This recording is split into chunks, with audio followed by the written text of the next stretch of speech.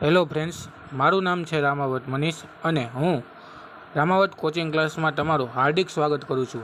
તો આજે આપણે ચેપ્ટર નંબર 3 પાઘડીનું મૂલ્યાંકન સમજવા જઈ રહ્યા છીએ। તેમાં દાખલા નંબર આપણે 9 પેજ નંબર 106 ઉપર આપેલ છે ચોપડીમાં, તે સમજીશું। તો દાખલાની પહેલાં રકમ વાંચી શું કહેવા માગે છે દાખલો, તો કે મીના અને મંજુની પેઢીની મૂડી 4 લાખ છે અને અપેક્ષિત વળતરનો દર 10% છે। છેલ્લા 3 વર્ષનો વાર્ષિક નફો અનુક્રમે 1,20,000, 1,10,000 અને 1 લાખ છે। ભાડિત સરેરાશ પદ્ધતિના આધારે અધિક નફાની 2 ગણી પાઘડી ગણો। તો સૌથી પહેલું સ્ટેપ આપણે માનશું રોકાયેલી મૂડી। તો રોકાયેલી મૂડી કેટલી આપેલી છે ફ્રેન્ડ્સ, તો કે 4 લાખ। તો 4 લાખ છે તે આપણે પહેલાં લખશું, રોકાયેલી મૂડીના 4 લાખ છે તે લખી નાખશું। બીજું શું આપેલું છે, અપેક્ષિત વળતરનો દર। બીજું સ્ટેપ માનશું આપણે અપેક્ષિત વળતરનો દર કેટલા ટકા આપેલો છે ફ્રેન્ડ્સ આપણને દાખલામાં, તો કે 10%। તો 10% છે તે લખી નાખવાનો। ત્રીજું સ્ટેપ આપણને આપેલું છે અપેક્ષિત નફો। અપેક્ષિત નફાનું સૂત્ર ફ્રેન્ડ્સ યાદ રાખવાનું રહેશે તમારે। અપેક્ષિત નફો બરાબર રોકાયેલી મૂડી ગુણ્યા અપેક્ષિત વળતરનો દર। તો રોકાયેલી મૂડી કેટલી હતી, 4 લાખ અને ગુણ્યા 10% અપેક્ષિત વળતરનો દર। તો 4 લાખના 10% કરીએ એટલે જવાબ શું આવશે ફ્રેન્ડ્સ, તો કે 40,000।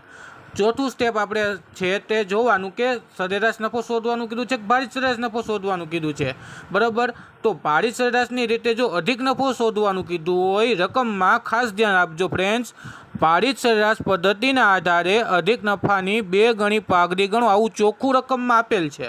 તો આપણે ભાડિત સરેરાશ નફાની રીતે અધિક નફો છે તે શોધવાનો રહેશે।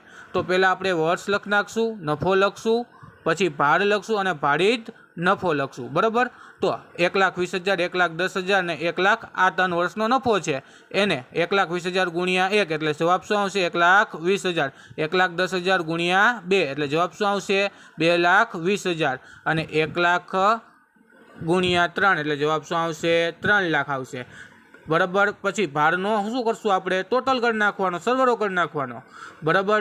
તો કુલ ભાડ કેટલો આવ્યો ફ્રેન્ડ્સ, તો કે 6, બરાબર। તો તે લખી નાખશું, બરાબર। અને હવે ભાડિત સરેરાશ નફાનો શું કરવાનો રહેશે ફ્રેન્ડ્સ, ટોટલ કરવાનો રહેશે। તો ભાડિત સરેરાશ નફાનો આપણે ટોટલ કરીએ તો જવાબ શું આવે છે, તો કે 6,40,000।